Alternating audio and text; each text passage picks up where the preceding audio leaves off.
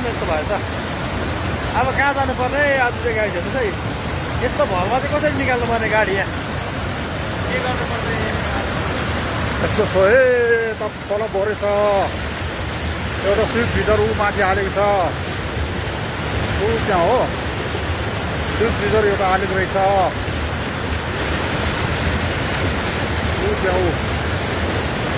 Swift desire एउटा ऊ त्यहाँ हालेको रहेछ हो खोला चाहिँ यस्तो छ चान्स छैन है यता है खोला चाहिँ यस्तो छ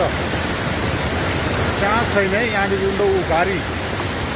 आउँदैछ हो लाचेनबाट फर्किरहेको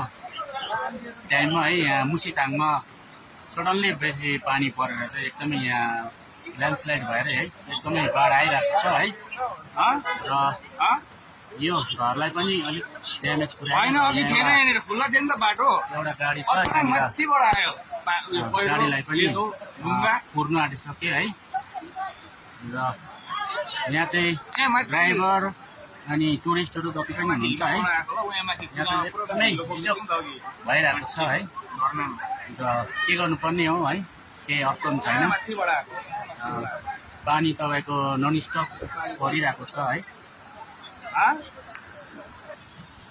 र गाडीहरू चाहिँ हाम्रो यहाँ थियो है हाम्रो गाडीहरू चाहिँ हामीले यहाँनिर रोकेको थियो र यहाँनिर बढाउँदाखेरि चाहिँ हामी सबैले गाडीहरू ब्याक गरेर यहाँनिर राखेछौँ हामीले गाडी है यो राजेश भाइको गाडी हो र गाडीहरू हामीले एकदम रिभर्समा चाहिँ फुल स्पिडमा हामीले चाहिँ ब्याक गरिकन चाहिँ साइड गरेको हो र यहाँ हेर्नु सक्नुहुन्छ तपाईँहरू।